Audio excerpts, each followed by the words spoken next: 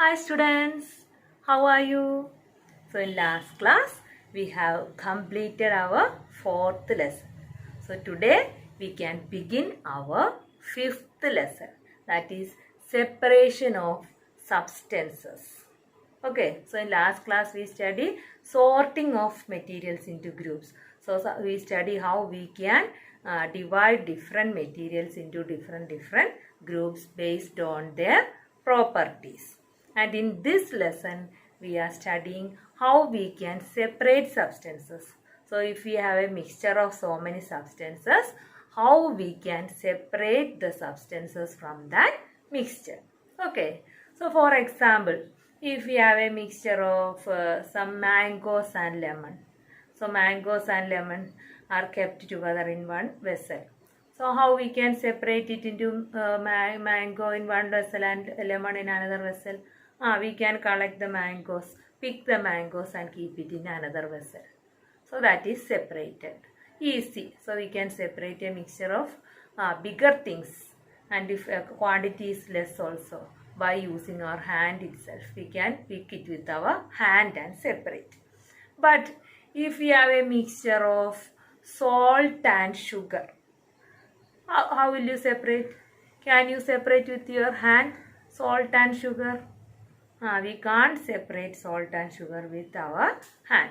So we want to use some other methods for separating this mixture of salt and sugar. Okay, so in this lesson we are going to study about different methods. By using different methods, how we can separate mixture of so many different substances. Okay, so for that there is a table in your textbook, that is table 5.1. So you look in this table 5.1 in your textbook. So in the first box it is written separation process. So what things we want to separate? So look at the first box. We want to separate stones from rice. Second one, churning milk to obtain butter. And third one, separate tea leaves. So how we can separate it? The next box, purpose for which we do the separation. So for what purpose we are separating these things. And the third one is, what do we do with the separated components? So what we do with these separated components. So now you want to match it. So this one is in three boxes. You want to match it correctly. So look, first one, separate stones from rice.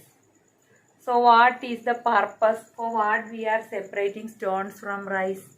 What is the purpose of separating? Stones are harmful for us. We don't want stones. So we want to separate the stones. And what we do with that separated component? Will we use that stone for cooking? No, what we do? It is harmful for us. We don't want it. So what we do? We will throw away that impurity also.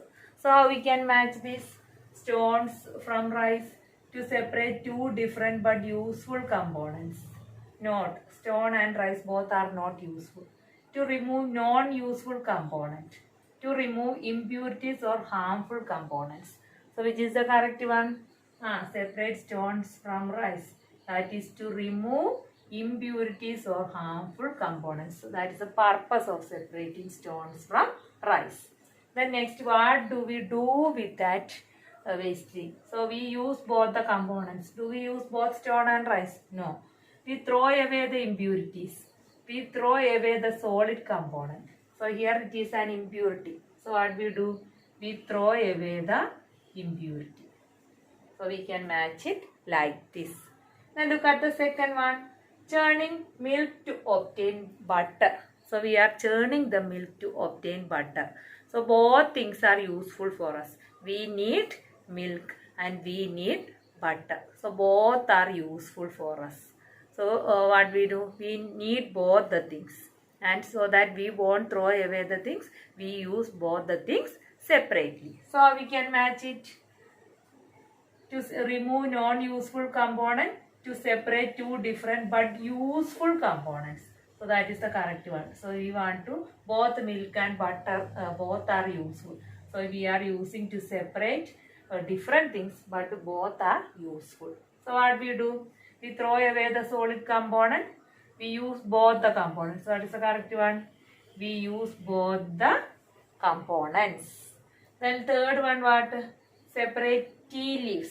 You know, when your mother is cooking tea, you can see what happens when she is preparing tea, what she do.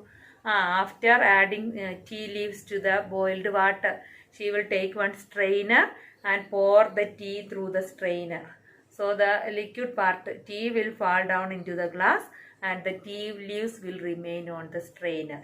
We need only that liquid tea. We don't want that tea leaves. So we are using a strainer to separate the tea leaves. So here tea leaves are not harmful for us, but it is not needed for us, non-useful substance. So what we do? We will throw away that non-useful substance also. So we can match it. Separate tea leaves to remove non-useful components. Then what we do with that? We throw away the component, the solid component. We don't want it. So we will throw away the solid component. Okay. So you match that table 5.1. Okay. And we see that before we separate substance, how we are separating? In some cases, we are separating the harmful substance. For example, separating stones from rice, we are separating the harmful substance. In some other cases, we are separating the non-useful substance. That is example of separating tea leaves from the tea. We want to separate the non-useful substance. Sometimes what happened? We want to separate even useful components also. Because if we want to use them separately, we want to separate the useful components also. So the substances to be separated may be the particles of different sizes. Sometimes the one substance may be bigger in size, other may be smaller in size. So they may be of different size. Sometimes one will be heavier, other one will be lighter. In some cases we can see some one will be a liquid, other one will be a solid, or one will be a liquid, other one will be a gas. So we want to separate substances in different ways. Sometimes based on their size of the particles, sometimes the weight of the particles, sometimes the state of matter of that particles. So for that we want to use different methods. So how do we separate substances mixed together if they have so many different properties?